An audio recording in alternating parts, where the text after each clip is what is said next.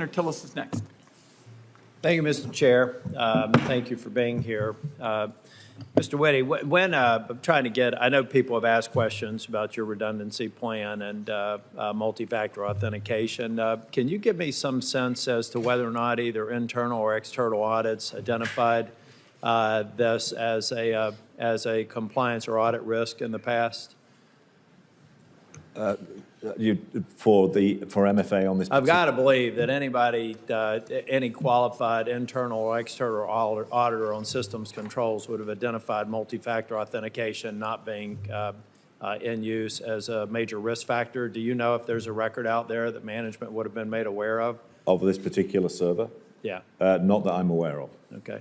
It'd be interesting for the record if we can find any information from either your internal audit or external audit if that was identified as an actionable matter. Tell me a little bit about redundancy, too. I used to work in redundancy, building redundant systems, cutover systems. It sounds like it was not a very smooth cutover. So how did that not make it through a system audit as well? Thank you very much for the question. So I agree with you that it's very frustrating that there wasn't a quick redundancy switchover. The attack. I mean, you are an information technology provider at a large scale. That's right. So within Change Healthcare, which again was a company that had only recently come into our organization and was in the process of being upgraded, the attack itself implicated both the prime and the backup environments. And that was partly due to the age of the technology and the fact that large amounts of it were not in the cloud. The elements which were in the cloud, we were able to bring back almost immediately. Yeah. The elements which were in the older data centers and had within them multi-layers of historic legacy technologies, that was the challenge on the restarts. And well, I brought, I actually brought in, I used to bring this to when I was on Senate Armed Services. I had to give up Senate Armed Services to get on finance, but I always brought this book in when we had cyber attacks. It's called Hacking for Dummies. This is the 5th edition. It doesn't include the nature of the breach that you all developed, but this is some basic stuff that was missed. So shame on internal audit, external audit, and your systems folks tasked with redundancy. They're not doing their job. And as a result, we have a data breach where I've said in Judiciary Committee, this is the first meeting I've had where we're talking about data privacy, data breach since I've been on finance, but I really do believe it's your problem to fix, and the damage to the consumer's data is you got to keep them whole. That enterprise, your entire enterprise is based on the movement of data, movement and exchange of data. That's how you create value. My health records, the health records of people that are moving. So when you have a breach, it's got to be your problem, not my problem.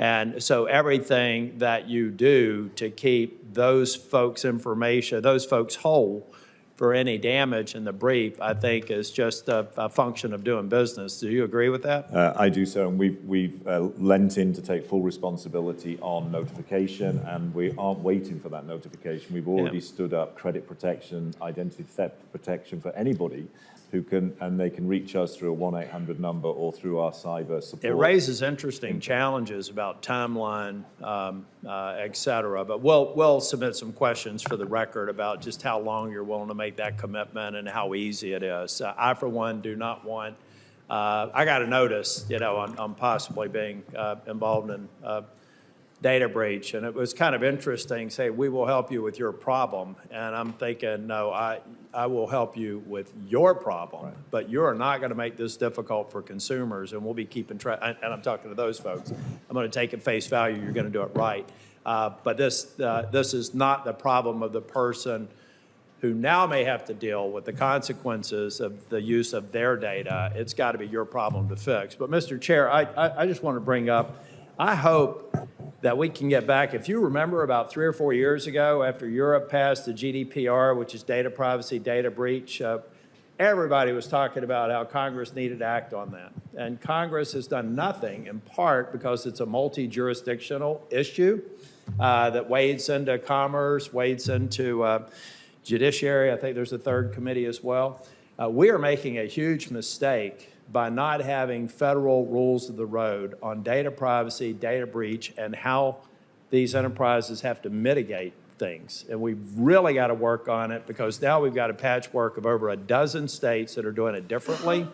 And I think it creates distraction and cost for the businesses that take them away from actually protecting our data. So hopefully we can work on this. It's a very critical subject, and I'm all about making sure that the people whose data has been captured are kept whole. Thank you. Senator Tillis, a couple of very important points you make. The last one in terms of bringing together the various committees is essential. I don't want to leave, though, the other important point that you make. Multi-factor authentication is vital for prevention, but redundancy, which you touched on, basically helps the company get back on its feet. This company flunked both, and I thank you for it. I agree, Mr. Chair.